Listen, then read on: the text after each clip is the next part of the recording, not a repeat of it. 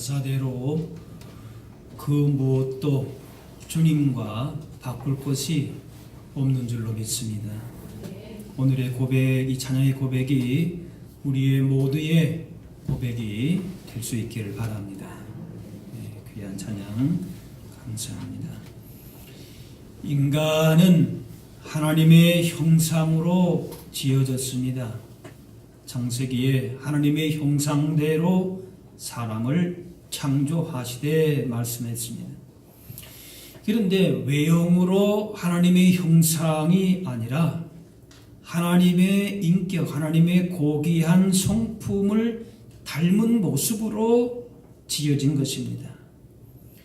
창세기 2장에 보면은 여호와 하나님이 땅의 흙으로 사람을 지으시고 흙으로만 육체를 지은 것이 아니고 생기를 그 코에 불어넣으시니 사람이 생명이 되니라 했습니다.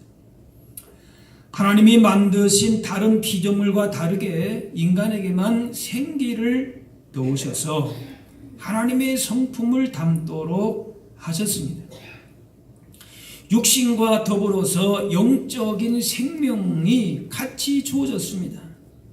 그래서 인간은 하나님의 영, 성령으로 살아가는 존재로서 하나님과 친밀하게 교제할 수 있는 특권이 주어졌습니다. 온 우주 만물을 창조하시고 섭리 역사하시는 너무나도 존귀하신 하나님과 교제하고 하나님이 우리 안에 거하시고 우리가 하나님 안에 거하고 이렇게 서로 교제하고 하나가 되고 하나님의 모든 고귀한 성품과 능력을 우리가 받아서 그 능력으로 세상을 다스리며 살아나갈 수 있는 것 얼마나 귀한 것입니까? 그런데 처음 사람 아담이 하나님께 불순종함으로 이 하나님의 영광스러운 그 성품을 잃어버리게 되고 영적인 교제가 끊어지고 영적인 생명이 죽어버리고 말았습니다. 그러나 예수 그리스도로 말미암아 예수 그리스도의 구원으로 영적인 생명을 얻게 되면서 성령의 인도하심을 받게 되고 다시금 하나님과 교제하는 길이 열리게 되면서 하나님 나라의 풍성함을 누리게 되었습니다. 비록 이 땅에 살지만은 육신의 눈에 보이고 귀에 들리는 것을 손에 잡히는 대로 그것이 우리가 누려야 할 것이 아니라 성령으로 말미암아 우리 가운데 주신 하나님의 영으로 말미암아 주시는 하나님 나라의 풍성함을 누리며 살도록 우리를 그렇게 다시금 새롭게 하신 겁니다. 그래서 그리스도 안에서 우리는 새로운 존재, 새로운 피조물이 되었다 말씀하는 것이지. 에스겔이 마른 뼈 환상을 보게 되는데 이것은 당시 이스라엘 백성들의 영적인 상태를 말씀합니다. 겉모양은 하나님의 사람들이라고 말을 하지만 그러나 그 안에 하나님의 영이 떠난 상태예요. 그래서 이때 주신 말씀이 있습니다. 내가 내 영을 너희 속에 두어 너희가 살아나게 하고 뭘 주신다고요? 영을 주신다. 성령을 주신다라고 하는 거예요. 하나님의 영이 있어야 하나님의 거룩한 성품을 유지하게 되고 건 육신만 가지고 있어서는 하나님 나라의 복을 구원을 온전하게 누릴 수 없다는 얘기예요. 여러분 지금 몸으로만 나와 있다, 몸으로만 예배한다, 하나님과 관계 없을 수가 있어요. 하나님의 영으로 우리가 예배할 때 처음 그 선포되는 말씀이 뭡니까? 하나님은 영이시니 어떻게 예배하라고요? 영과 진리로 예배하라. 성령으로 예배하라 그 말이에요. 여러분이 성령으로 말미암아 하나님과 교제하게 되고 하나님 나라의 풍성함을 누릴 수 있다라고 하는 것이 뼈와 살과 힘줄이 붙는 외형적인 구조만 갖추면 되는 것이 아니라 몸만 나와 있으면 되는 것이 아니라 생기가 들어가야 생명력 있게 움직이고 이렇게 하는 것처럼 하나님의 관계가 성령 안에서 다시 이어지고 믿음이 회복되어지고 생동력 있는 믿음 생활을 하게 되는 것입니다. 바로 성령으로 행하는 것임을 말씀합니다. 인간은 하나님의 영 성령을 따라 살아야 되는 존재인데 육신이만 매여 살게 되면서 결국에는 그 끝이 무엇인가 하면은 멸망의 길로 갈 수밖에 없는 거지. 이 세상에서 아무리 육신의 화려한 대로 살았다 할지라도 그것은 그냥 뼈인 것이에요. 마른 뼈입니다. 죽은 거나 마찬가지지. 그래서 오늘 본문에는 겉은 아무리 화려해 보인다 할지라도 성령의 다스림을 받지 않고 육체의 생활만 하는 인간은 결국 부패하고 죄악된 성향을 나타낼 수밖에 없다는 것을 말씀합니다. 육체를 따라 인간의 욕심이 이뤄내는 것이 어떠한 것인가를 오늘 말씀에서 19절 21절 말씀하지요. 육체의 일은 현저하니 육체의 일은 결국에는 이런 결과를 낸다 말씀하는 거예요. 음행과 더러운 것, 호색, 우상 숭배, 주술, 원수 맺는 것, 분쟁, 시기, 분냄, 당짓는 것, 분열, 이단, 투기, 술 취함, 방탕함, 또 그와 같은 것들이라. 그 외에 기타 등등 그런 말입니다. 사람들은 자신의 육신을 내세우고 자랑하지만 실상을 보게 되면 이런 결과를 맺는다는 겁니다. 바울이 인간을 비관적으로만 본 것이 아니라 육신을 입고 있는 인간의 실상을 그대로 본 겁니다. 이처럼 육체가 좋아하는 것만을 행하고 산다면 그 사람은 성령의 인도하신 가운데에 얻어지는 하나님의 고귀한 성품, 하나님 나라의 복된 삶을 알지 못할 뿐더러 따르지도 못합니다. 육신대로 살다가 결국 육신대로 망하는 거지.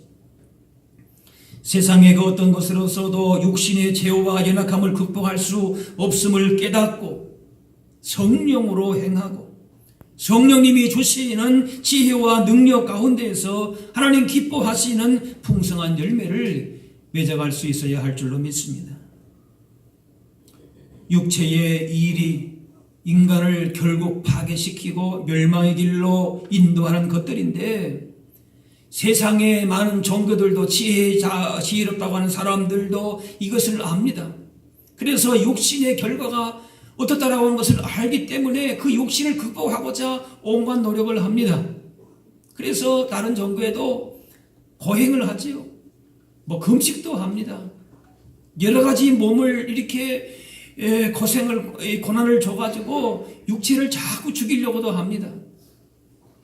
그러나 결국 그렇게 해서 육신의 일을 멈추게 할 수 있느냐? 그렇지 않습니다.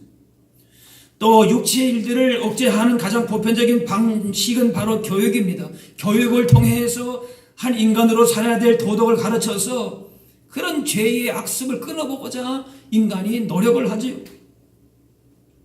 그러나 인간으로서 행해야 할 윤리 도덕을 아무리 잘 가르치고 많이 교육하고 금욕하고 고행하고 정교적인 노력을 해도 육체의 욕망을 이겨내지를 못합니다. 마음의 악한 요구를 이겨내기에는 역부족입니다.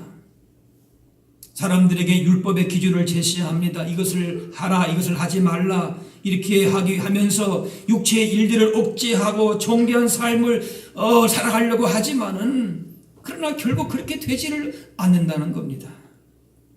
인간의 욕망은 마치 용수철 같아서 누리면 누를수록 반발력이 더 강합니다.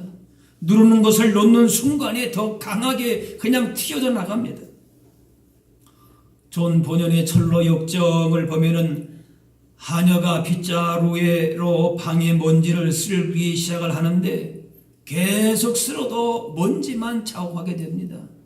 그 밀폐된 방 안에서 쓴다고 쓸지만은 먼지가 참치는 쓸리는 것 같아도 다시 먼지가 내려앉습니다.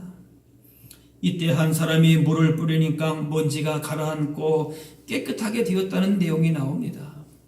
여기서 빗자루는 율법을 의미합니다. 사람의 어떤 욕심적인 행위를 의미하죠. 먼지는 죄악입니다. 빗자루로 먼지를 쓸 수 있을 것 같은데 먼지를 쓸면 쓸수록 뿌연 먼지만 일으킵니다. 근본적으로 율법으로서는 사람의 행위로서는 어떤 공로로서는 죄를 없앨 수 없다는 얘기죠.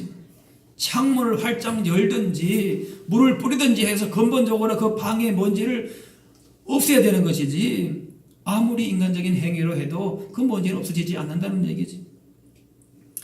오늘 본문의 갈라디아서의 주요 주제는 하나님께서 복음으로 자유케 하셨다는 것인데, 이 유대인들은 율법을 고집하면서 다시금 죄의 종이 되어 간다 하는 겁니다. 하나님께서 하나님의 말씀 안에서, 성령 안에서 자유함을 주셨음에도 불구하고 자꾸 율법으로, 인간의 윤리 도덕으로, 인간의 행함으로, 어떤 의로움으로 그것을 강조함으로 말미암아 다시금 어떻게 하느냐, 거기서 자유한 것이 아니고 다시금 죄의 종으로 돌아간다. 그것에 경종을 울리는 겁니다. 율법은 사람이 의롭게 살아가는 길을 제시하고 죄를 깨닫게 하는 역할을 합니다. 사람이 이렇게 착하게 살아야 된다, 이렇게 살아야 된다, 길을 제시하긴 합니다. 그런데 착하게 살 것을 알고 결심도 하고 노력도 하지만은 결국은 그 반대로 살고 있는 자신을 발견한다는 얘기입니다. 베드로는 예수님을 위해서 직업도 가정도 다 버렸습니다. 그리고 죽음의 위협이 와도 나는 절대 예수님 버리지 않고 따르겠습니다 장담했습니다. 그런데 막상 십자가가 다가올 때에 예수님을 3번 저주하고 부인했습니다. 사도 바울은 이런 인간의 두 얼굴을 그대로 인정을 했습니다. 원하는 선을 행할 수가 없고 원치 않는 죄만 짓는 자신의 모습을 솔직하게 고백합니다. 로마서 7장에 오라 나는 공고한 사람이로다. 이 사망의 몸에서 누가 나를 건져내랴. 자신은 공고한 사람이고, 그래서 자신의 몸을 쳐서 복종기할 뿐만이 아니라 날마다 죽고 나아가서는 십자가에 못 박는다, 그렇게 말하면서 자신의 실존의 비참함을 토로하고 있습니다. 솔직한 거지요. 자신이 있는 진실함을 드러낸 것입니다. 다르게 포장하려고 하진 않았습니다. 율법주의적인 생활이 율체의 일들을 억제할 수 있는 방식인 것 같은데 실제로 해보게 되면은 전혀 반대의 결과들을 보게 되므로 괴로워하는 겁니다. 믿을 수도 믿자니 안 믿을 수도 없고, 믿자니 더 괴로운 것 같고, 어떻게 해야 됩니까? 자신 안에 있는 육체의 죄의 힘이 얼마나 강한지 자신을 쳐서 십자가를 못 박아서 날마다 죽는 경험을 한다는 겁니다. 육체의 힘이 얼마나 큰지 인간이 생각하는 것을 훨씬 넘어선다고 하는 것입니다. 인간의 양심으로, 이성으로, 노력으로 막아내지를 못한다는 얘기입니다. 그래서 로마서 7장에 그러므로 내가 한 법을 깨달았노니 곧 선을 행하기 원하는 나에게 악이 함께 있는 것이로다. 선을 행하고 싶고 하나님 뜻대로 살고 싶고 그렇게 하는데 육신의 법이 나를 여전히 주장하고 있다는 얘기입니다. 새 사람이 되었음에도 여전히 옛 사람의 부패하고 타락한 본성을 버리지 못하고 있다는 겁니다. 그래서 이 본성과 날마다 싸우며 산다는 것이지. 다 죽은 줄 알았는데 아직도 육신이 살아있습니다. 다 깨지고 불타 없어진 줄로 알았는데 아직도 깊이 남아있고 꿈틀거리는 것입니다. 이만큼 믿으면 겸손할 때가 되었는데도 아직 더 교만해지는 거예요. 사랑하며 살아야 된다고 했는데 남을 미워하는 자신을 보게 되고, 관용을 베풀어야지 했는데 냉정한 자신의 모습을 보게 되고, 남이 잘 되면 박수 쳐줘야지 했는데 남이 잘 되는 것만 보면은 그때마다 배가 아프고, 나쁜 생각들 하지 말아야 했는데 정반대로 나쁜 생각들로 가득한 자신의 모습을 보게 됩니다.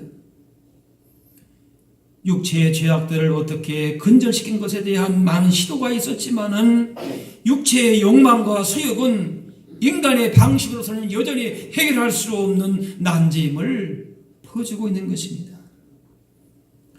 그리고 더 나아가서 이런 육신의 행위만을 의지하고 자랑하려고 하는 모습은 결국 하나님에게서 멀어진다는 겁니다. 자신의 육신을 세상의 방법대로 그렇게 해결하려고 하다 보면은 결국에는 갈라디아서 5장 4절 말씀 보니까 율법 안에서 의롭다 함을 얻으려 하는 너희는 그리스도에게서 끊어지고 은혜에서 떨어진 자로다.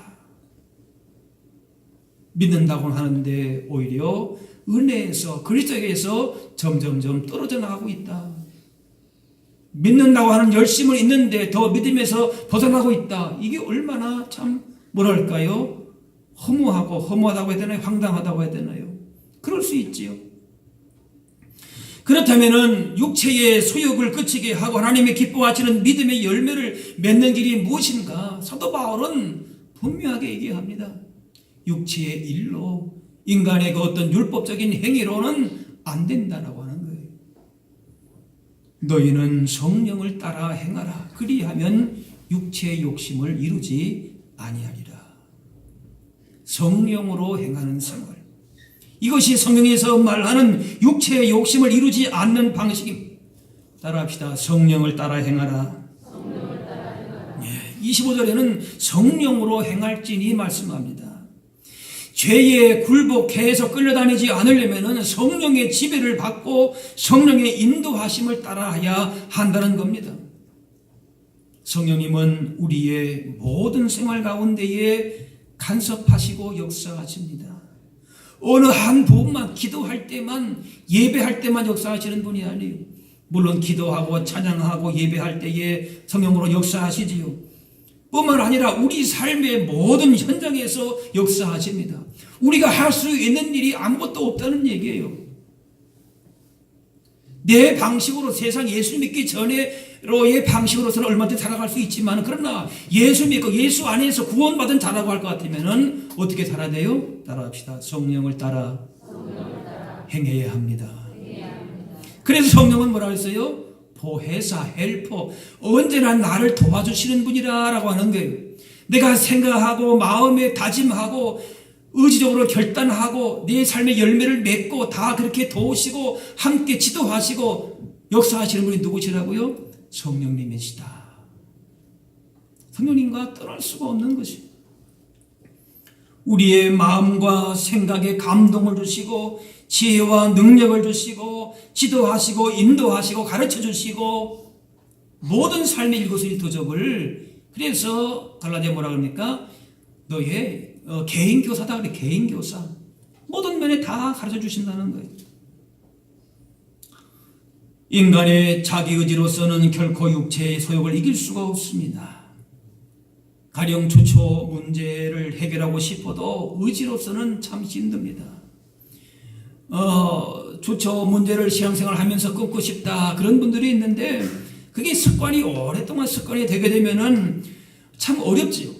근데 그걸 끊은 분들의 간증을 보면은 끊고 싶어서 끊는 것이 아니라 끊지 않으면 안 되게 그렇게 만들어 가시더라. 그건 내가 끊는 게 아니라 그 말이에요. 예를 들면 주초 문제가 그러듯 성령으로 행하는 삶이 아니고서는 죄를 몰아내고 하나님이 원하시는 거룩한 성결한 삶은 불가능한 것입니다. 지금까지 우리의 판단과 의지와 경험만을 의지하며 살아왔던 모습을 내려놓고 성령님의 인도하신 대로 순종하면은 육체의 욕심을 이길 것이라고 분명하게 말씀합니다. 성령께서는 이미 우리와 함께 계시면서 우리를 향한 소원을 갖고 계십니다. 멀리 계신 분이 아니에요. 예수 믿는 사람은 뭐에 다 이미 성령님이 우리와 함께하고 계신 줄로 믿습니다. 따라합시다. 성령님이 우리와 함께 하십니다. 예, 이미 우리 안에 계시는 분이에요. 그래 17절 말씀에 육체의 소욕은 성령을 거스리고 성령은 육체를 거스리나니 그랬어요. 내 안에 여전히 육체의 소욕이 죄의 소욕이 있어요. 그런데 동시에 누가 계세요? 성령께서 우리 가운데에 그런 소원을 하나님의 거룩하신 소원을 가지고 계신 것이 그래서 이 둘이가 서로가 더 대적한다 그렇게 말씀하는 거예요. 우리 마음에는 육체의 소욕, 성령님의 소원 이 두 가지가 동시에 존재합니다. 이전에는 육체의 소욕만 느끼고 그것이 나를 지배했습니다. 그런데 이제는 성령님의 소원이 무엇인지를 내 마음 가운데에 깨닫게 하십니다. 이게 하나님이 기뻐하시는 것이 아니지. 내가 전에는 이렇게 살았지만 얘는 이렇게 살아야지. 누가 말씀하시는 거예요? 성령님께서 나를 그렇게 가르쳐 주시는 거예요. 감동시키시는 것이에요. 움직여 가시는 것이지요. 그래서 하나님 나라의 백성으로 거룩한 소원을 품고 비록 이 땅에 살지만은 하나님의 나라의 자녀로 백성으로 살도록 그렇게 가르쳐 주시는 겁니다. 그러므로 성령의 인도하심을 따라 계속 살아가면은 성령을 거스르는 성령의 대적하는 육체의 이런 십자가에 못 박게 되는 겁니다. 오늘 24절 말씀에 그리스도 예수의 사람들은 육체와 함께 그 정욕과 탐심을 십자가에 못 박았느니라. 이전에는 육신의 쾌락이 다가오면은 그것에 흥미를 느끼고 넘어갔는데 성령님의 인도하심을 구하면서 이제는 육신에서 맛을 느끼는 것이 아니라 성령 안에서 주시는 기쁨을 느끼게 됩니다. 그 능력을 경험하게 되는 것입니다. 그러면서 주의 영향력이 점차 힘을 발휘하지 못하게 되는 것이지요. 성령을 따라 사는 사람들은 과거에 즐기던 정욕과 탐심을 이미 십자가에 못 박았다는 사실을 인식해야 합니다. 더 이상 정욕과 탐심은 나와 상관이 없는 것이 되는 것입니다. 우리는 오직 성령님의 인도만 받으면 살면 되는 것입니다. 믿습니까? 다른 것에 눈길 줄 이유가 없어요. 세상의 정욕과 온갖 죄악의 육신의 일에 우리의 마음을 빼앗길 이유가 없다 그 말이에요. 이미 우리 하나님의 자녀와 백성으로서 거룩한 삶을 살도록 그렇게 우리를 부르셨기 때문에 따라합시다. 육체와 함께 정욕과 탐심을 십자가에 못 박았느니라. 그 육체의 일에서 우리는 돌아선 사람들이, 그래서 이제는 성령께서 인도하시는 대로 하나님의 뜻대로 살아나가는 사람들이, 그래서 우리가 성령으로 살면 성령으로 행할지니 말씀합니다. 성령으로 행하면 사는 사람에게는 육체의 죄는 힘을 잃게 되는 것이지요. 육체가 사람을 지배하면은 죄를 지을 수밖에 없지만은 성령의 은혜가 강하게 되면은 죄에서 약하게 되고 거룩한 삶의 열매를 맺게 되는 것입니다. 육체를 따라 행하는 수고와 노력의 결과가 음행과 우상 숭배, 투기와 시기와 방탕함이 결국 자기 중심의 삶을 고집하는 것이고 헛된 영광을 구하는 것입니다. 그러나 성령으로 행할 때에는 선한 열매를 맺습니다. 성령을 따라 살아가는 사람인지 아닌지를 구별할 수 있는 방법이 있는데 바로 그 뭔가 하면은 성령의 열매가 나타나느냐라고 하는 것입니다. 우리 안에 성령의 인도하심을 받으면서도 여전히 우리 안에 욕구, 세상의 그런 욕심의 욕구가 솟구쳐 오를 때가 물론 있습니다. 내 결단과 의지만으로 되는 것은 아닙니다. 그러나 성령의 인도하심 지속적으로 받게 되면은 내 삶의 변화가 그렇게 하나님의 그 은혜 가운데에 맺히게 되는 것이 성령의 역사하심으로 열매를 맺게 됩니다. 우리가 의도적으로 만들어내는 것이 아닙니다. 성령으로 행하게 될 때에 하나님께서 맺게 해 주시는 겁니다. 따라서 성령의 열매는 하나님이 맺게 해 주십니다. 네. 육체의 일은 스스로 자기 스스로 만드는 것이지만은 성령의 열매는 하나님께서 맺게 주십니다. 신앙생활도 성령으로 행하는 것이 아니면은 육신의 일로 마칠 수가 있는데 신앙생활이 육신의 일이 되게 되면은 그 신앙생활도 굉장히 힘듭니다. 피곤합니다. 스스로의 힘과 노력으로 어떤 열매를 맺기 위해서 애쓰다 보면은 참 피곤합니다. 스스로 지칩니다. 신앙생활 자체가 무거운 짐이 되고 종교적인 율법적인 제도적인 신앙생활을 할 수밖에 없는 것입니다. 그러나 성령님께 전적으로 의지하면서 그 인도하심에 순종할 때에 거룩한 삶의 열매를 맺게 됩니다. 의와 진리의 길로 우리를 인도하십니다.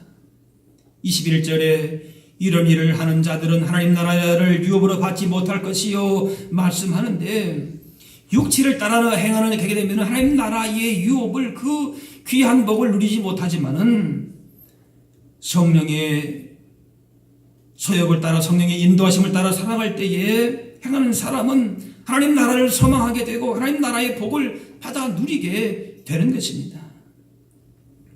우리는 하나님 나라를 유업으로 받을 사람입니다.